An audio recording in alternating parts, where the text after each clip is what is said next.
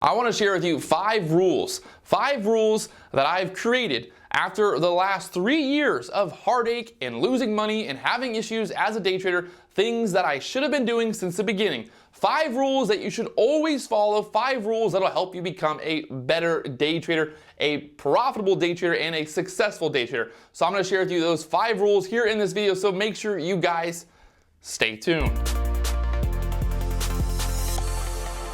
What's going on, guys? So today I'm actually standing up because I'm so passionate about these 5 rules that I want to share with you guys. And like I said before, I've been day trading for the last 3 years. I've learned, I've basically seen everything that you could do wrong. And these are 5 rules that I believe will help you save a lot of time, a lot of money, and just a lot of heartache over your journey as a day trader. So if you're a beginner day trader, if you're a novice day trader, these are 5 rules that can apply to really any day trader out there. Also, if you're tuning in for the first time ever, make sure you hit that subscribe button that's down below, and that way you'll be notified whenever I post new videos and go live here on YouTube. All right, so I'm gonna start with number 5 because I don't want to give you the number 1 rule just yet, but I want to start with number 5. That way we can build up to the number 1 rule. So the 5th rule that you should always follow, or just really the first rule that we're going to talk about here in this video, is very simple and everyone talks about it all the time. It's very, very common, and that's just no FOMO. No FOMO. This is a rule that will save you tons and tons and tons of money and just tons of heartache in general. Now, when I say FOMO, I'm talking about fear of missing out. I'm sure if you are day trading right now, if you've started to day trade, if you're a beginner day trader, or you're an expert day trader, you have battled FOMO. It happens to the best of us. It happens to some of the top traders, and it happens to beginners, obviously, because everybody just wants to jump in. Now, one of the reasons that FOMO is so prevalent or so popular in day trading is what happens is, now let's say a stock is going higher, it's going higher and it's going higher, and you're telling yourself, okay, I'm gonna buy it here, I'm gonna buy it, and all of a sudden it goes to another, it just keeps going higher and higher. And what do you do at that point? You've now confirmed that your original entry was correct, but in your head, you didn't buy the first original entry that would have been a safe entry. You waited and you watched it, and then all of a sudden it's now up another 10, 20, 30%, where you could have originally got in at a safe area. You ended up kind of holding out, not having that confidence in buying, but instead you waited for that confirmation. Now the stock is up another 30%, and well, if you buy it at this point, you're gonna end up getting FOMO. Well, if you buy it another 30% higher than when you originally planned on buying it, you're buying it at the top. That emotion is like, okay, it's at $3, and yeah, I want to buy it. I think I want to buy it, and all of a sudden it's at $3.20, and you're like, okay, I got to get into it, because if I don't get into it, it's going to keep going higher. And then you end up buying it at $3.20, it goes to $3.40, and it crashes back down, and you end up losing money on the trade. And that's the number 5 rule that you should always follow.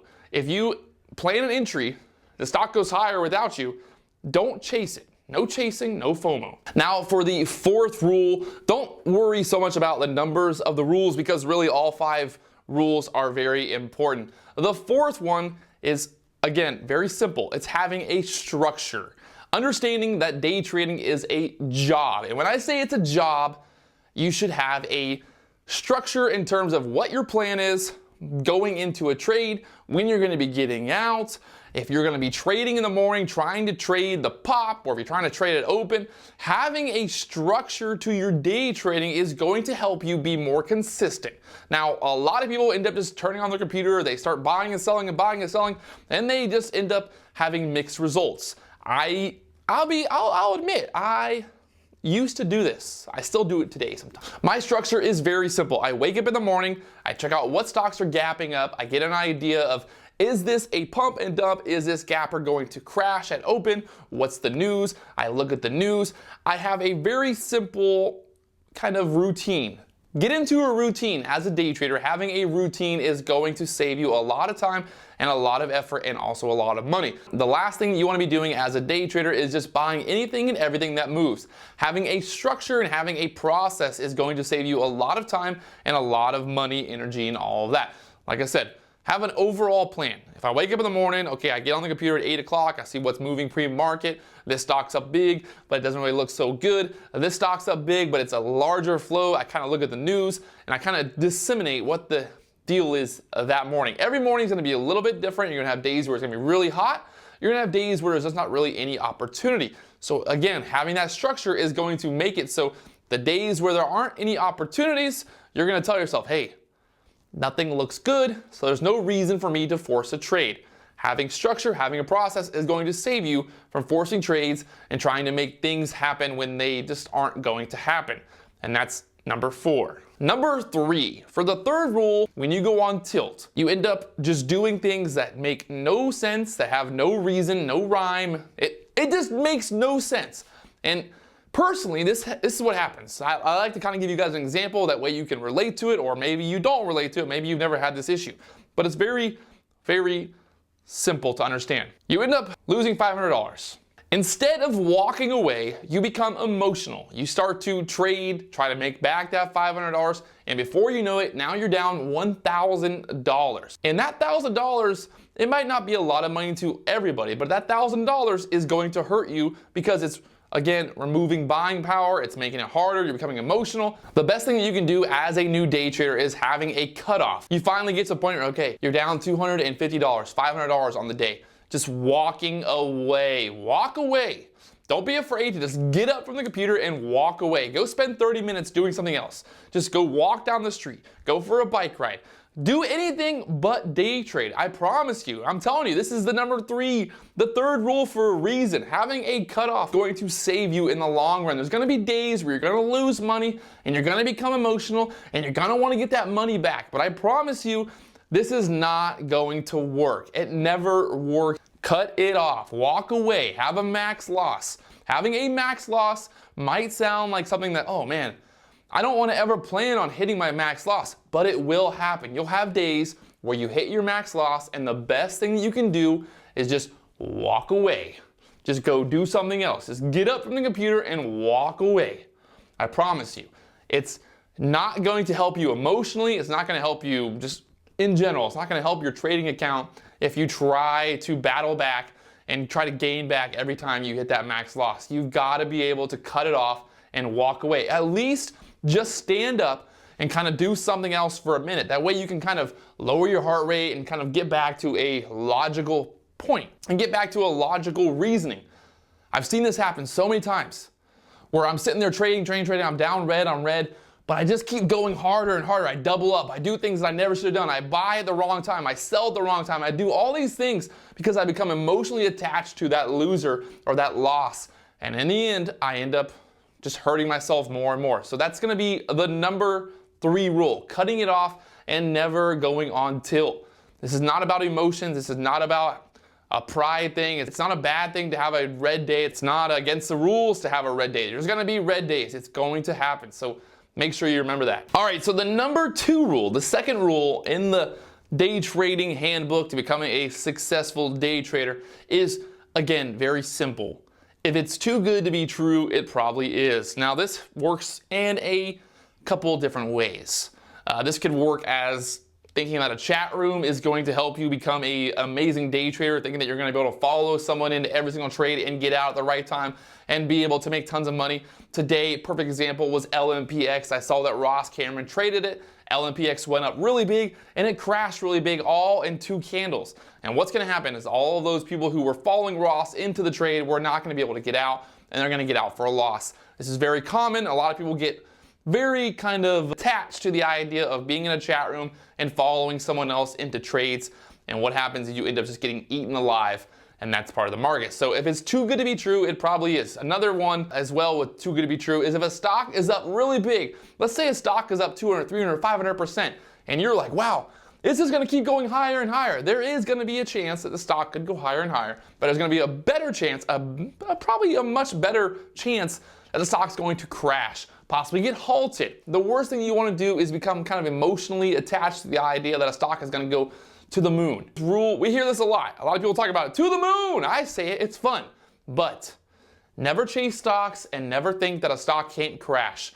If a stock is going higher and higher and higher and higher and higher and all of a sudden you buy it, guess what? It's probably going to crash. It's happened to me, and I know it's probably happened to you. So if it's too good to be true, it probably is. Chat rooms, stocks that are up 300, 400%, some kind of secret strategy that's gonna help you become a millionaire day trader, and possibly someone who's gonna invest your money and make you a millionaire overnight. You won't become a millionaire day trader overnight, I promise you that. I've been doing this for 3 years and I'm still not a millionaire. All right, so the number one rule, like I said earlier, it doesn't really matter about 1, 2, 3, 4, 5. It's more just like the top rule of this video, or the last rule, is very simple again. Small winners add up. Now, you probably are thinking, well, I don't want to win small, I want to win big.